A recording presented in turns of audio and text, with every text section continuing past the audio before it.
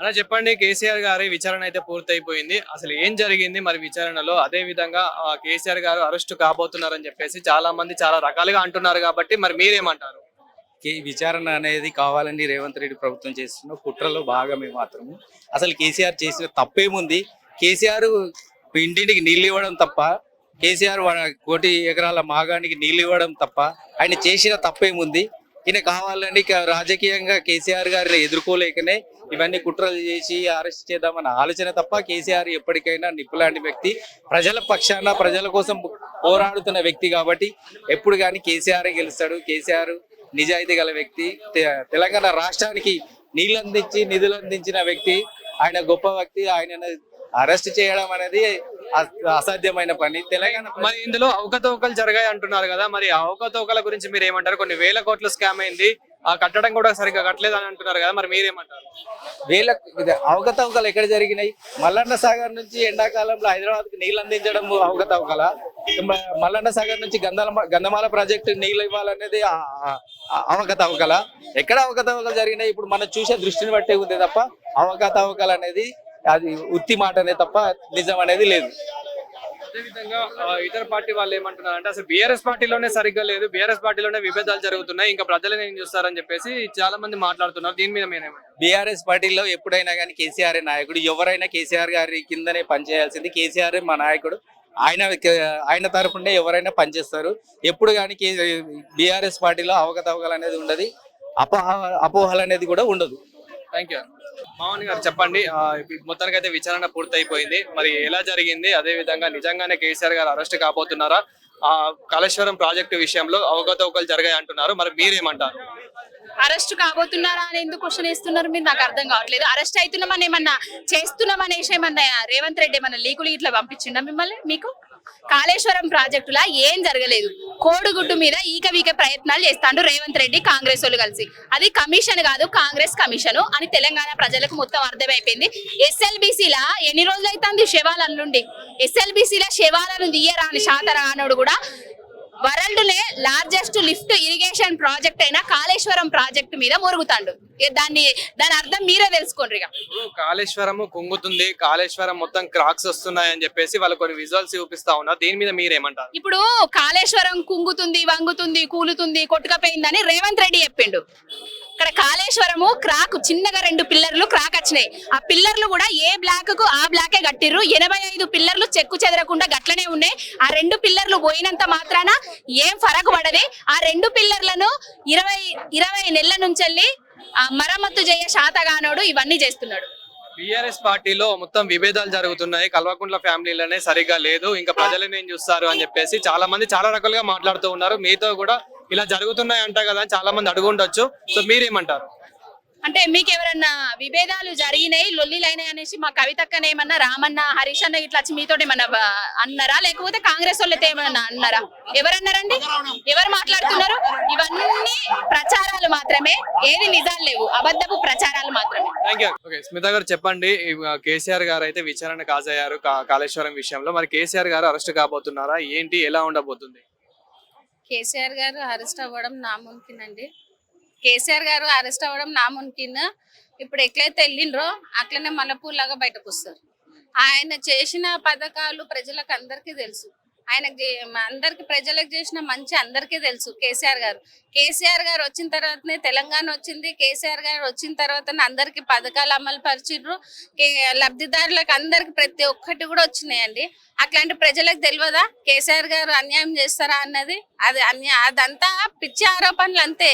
రేవంత్ రెడ్డి గారి కాంగ్రెస్ పాలన వచ్చినప్పటి నుంచి వాళ్ళకి తిండారకగా కేసీఆర్ గారి మీద ఇది ఆరోపణలు పెట్టి వాళ్ళకి ఏదో చేయాలని చూస్తున్నారు.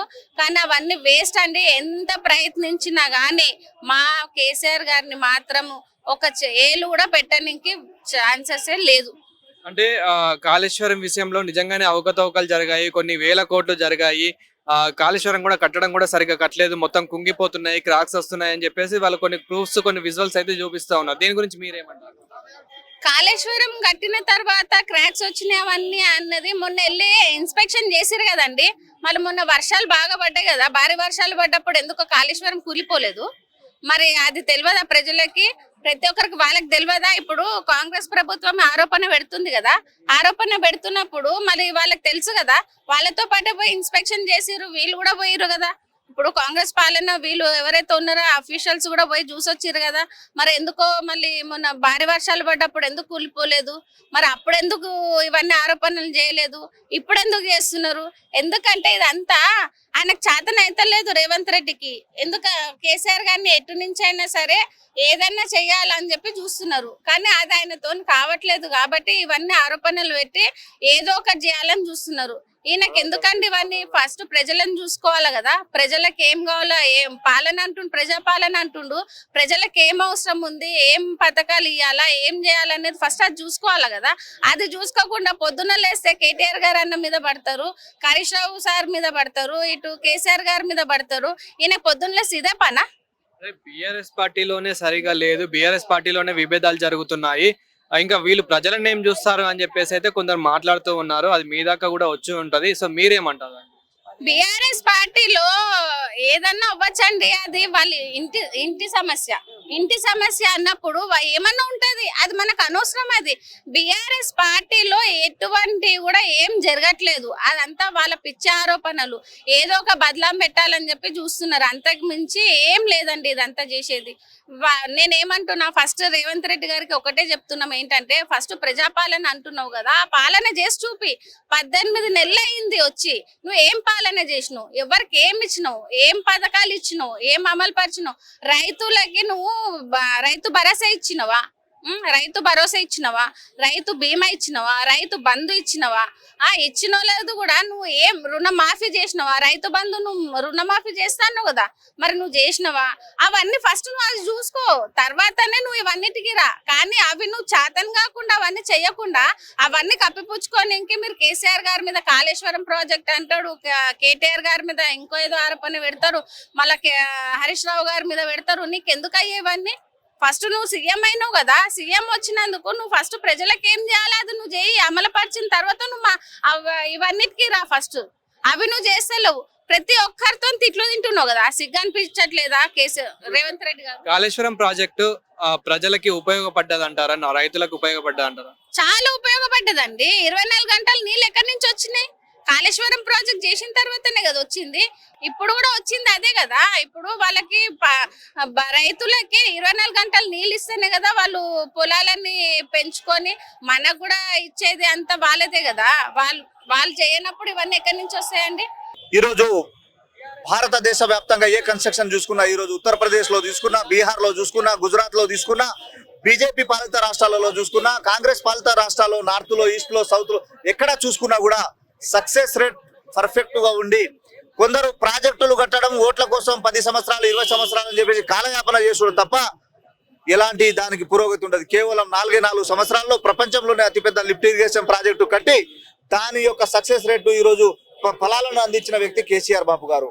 కేవలం మేడిగడ్డలో ఒక 300 పైచీలకు పిల్లర్లు కడితే దాంట్లో ఏదో ఒక పిల్లర్ కుంగిపోతే దాన్ని ఏదో మాయం చేసినట్టు, ఏదో ప్రాబ్లం చేసినట్టు చెప్పి కేవలం అది ఓర్వలేకనో కేసీఆర్ బాబు చేసిన కృషిని, రైతులలో ఉన్న ఆయన మీద ఉన్న అభిమానాన్ని తుడిపేయడంలో ఒక చెడ్డ ప్రయత్నం తప్ప అందులో ఎలాంటి కన్స్ట్రక్షన్ అనేది ఈ రోజు చూసుకున్నా కూడా బ్రహ్మాండంగా సక్సెస్ఫుల్ గా ఉంది తప్ప ఈ రోజు రేపటి తరానికి కావచ్చు, ఇంకా 100 సంవత్సరాలకు కావచ్చు, కాళేశ్వరం ప్రాజెక్టు ద్వారానే ఈ రోజు తెలంగాణ రాష్ట్ర ప్రజానికానికి ఒక నీటి ధార అని చెప్పేసి చెప్పక తప్పని పరిస్థితి. థ్యాంక్ యూ అన్న.